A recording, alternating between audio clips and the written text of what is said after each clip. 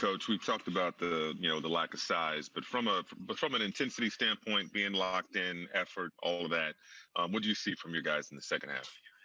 They'll still need a little more. I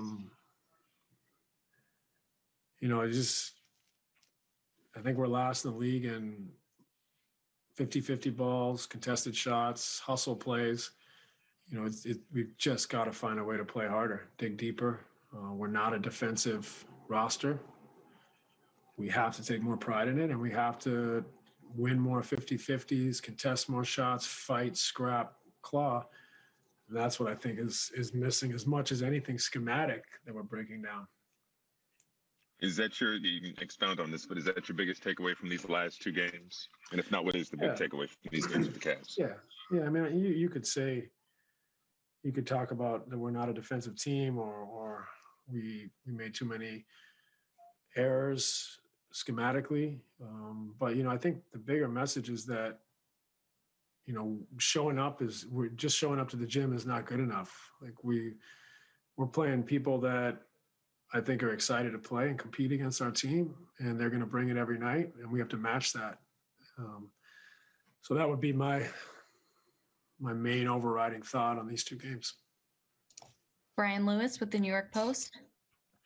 Hey, Steve, how concerning is it when you consider this is the same team that you just saw them 2 days ago. So you would think, considering the way that game went, and this was a topic then as well, that your guys would be fully engaged and Cleveland would have your full attention. I mean, how concerning is it then to see that kind of effort level and physicality level?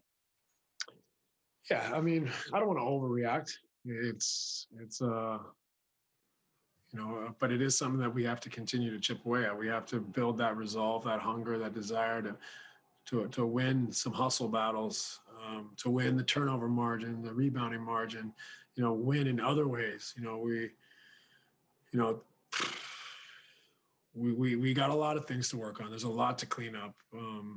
It's very early. Like I said, it's relatively new. Having Kai back after 2 weeks, James joining the team, Kevin sitting out tonight. It's a lot thrown at us. So, I don't want to overreact, but we are going to urge the guys to clean up as much as we can the hustle areas, but also schematically just continue to refine and get better. And you know how this league is. A few days ago, we were on a 4-game winning streak, and now we underperformed in 2 games. So we got to find a way to get ourselves, playing a little cleaner, a little sharper, and trying to clean up some of these categories that we're not competing well enough in. Alex Schiffer with The Athletic. Hey, Steve, in the first half, I think you guys just had 2 turnovers. You were really clean with it. And then in the third quarter, just that kind of all came unraveling. Just what do you think changed with that? I don't know. You could say carelessness, or you could say familiarity. We haven't played together as a second game. But, you want to protect them in a sense and say, like, hey, it's early. And at the same time, you expect them to perform. So I don't want to give them an out, but I also don't want to overreact on the night and realize that this is going to be a season where, it's going to be funky. It's not going to be your normal growth and progression where, I think we've played more games than any team in the league and had less practice time, and we're a new group and had a lot thrown at us. So I don't want to overreact, but we definitely are aware of our defensive inefficiencies, and we have to control some of those things that we can control. We can't control necessarily adding more defenders right now, but we can control how clean we are with our communication and our schemes. So we've worked on that every off day. We go over it game day, and we just got to keep chipping away and keep improving in those areas. Malika Andrews with ESPN. Steve, it is still early in the season, and you said often that you don't want to overreact or put too much weight on early games, which makes sense. But is there a point where you have in your mind, this is when we need this figured out by? Is it, when nothing matters until the playoffs? When is the point to react? Well, there will be some reactions along the way, for sure. You've already seen me get upset this year. But having said that, I do think this is one of those years, and this is one of those groups without a training camp. It's going to take us the entire year. So does that mean I expect us to be at this level until the playoffs? No, I expect us to improve, and we'll have some weeks will be better than others, but as long as we're continually trending towards a higher level, that's all you can ask for. So, like I said, a couple days ago, we were going well, and here we are getting outplayed twice in a row in Cleveland, and we got to get back and find that juice to if nothing else, make people feel us and make them pay for what we play, how we play out there on the floor. Right now, it just felt like Cleveland never really had to feel us, and so that's a lesson for us, and we'll get another shot at it tomorrow night. Christian Winfield with the New York Daily News. Hey, Coach, how does integrating James Harden into the rotation kind of change your rotations? Like, do you have to be more strategic with who you want to put around him versus what you had before? We're constantly going to search for what is the best rotation. We took, in a sense, Jeff came out of the starting lineup tonight for one reason, in that we're really small on that second unit. So we wanted him there with Reggie on the second unit. So we're constantly trying to search and find that, because James is going to run the second unit. We got to continue to work through this and continual discovery on what are our best rotations and combinations. But we also got to be patient and try to survive in some senses this early season for us. And we got a lot to clean up, but we got a lot to build on too. So while we're frustrated, while we need a reaction, we also don't need to overreact and keep this team together, because that's the one thing that can unsettle us, is if we don't stick together, and if we allow some of these disappointments to magnify and continue to push together and take some lumps along the way that will make us better and show more resolve and give us some lessons that'll be necessary when come playoff time. And last question, back to Michael Grady with Yes. Coach, you were mentioning that teams are getting excited to play against you. Is there enough of a sample size just to notice a trend in the effort and the difference in effort against a Utah, against a Philadelphia, against a Milwaukee most recently, and no disrespect to the Cavs, but against those other teams that aren't necessarily your top tier?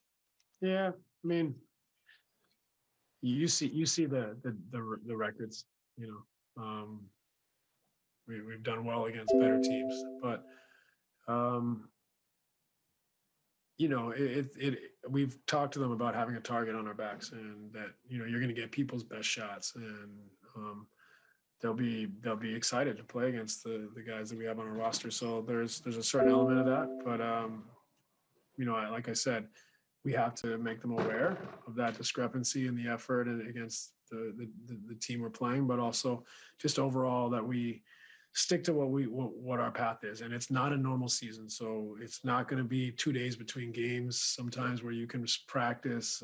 It's going to be very rare. We're going to have to really keep chipping away. It's going to be small margins and small growths, but continually have that be our plan and not get sideways over a couple losses. So we got to demand, we got to expect, we got to push, and at the same time we got to understand that it's not going to be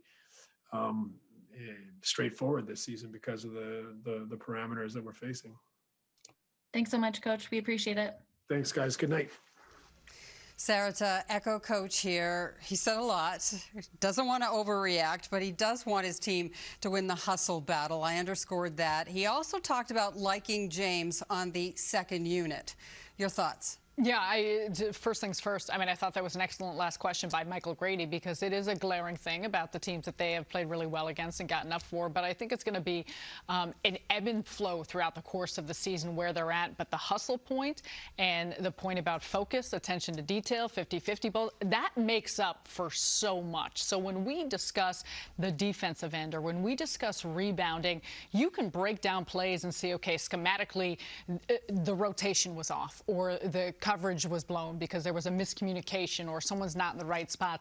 When it comes down to just focus and hustle, that's where I think Steve Nash is starting to take some issue in certain spots of feeling like his team could do better and be better. And so I think that is the thing when you look at these back-to-back games with the Cleveland Cavaliers, you would maybe have expected more considering the fact the way things ended the other night. So that's a point that Steve Nash brought up in pregame. He said sometimes it seems like we always expect that we'll get them later, and that hasn't happened. When it comes to James Harden, I think it's going to be a work in progress with the combinations of the rotation. However, James Harden, he ran a team in Houston for the last 8-9 years, so that should seem like the perfect fit. But I do think it's not just about these star players. It's the complementary players, how they fit in, what roles they are playing, and to make sure that they're just as productive as well when they get their opportunities. And Coach often talks of pride and connectivity. On Wednesday night, the Cavaliers, they certainly had their way. The Nets know what they have to do moving forward. Look at these numbers. They are getting dominated in the paint. Second chance points, still a real problem. They took 43 threes because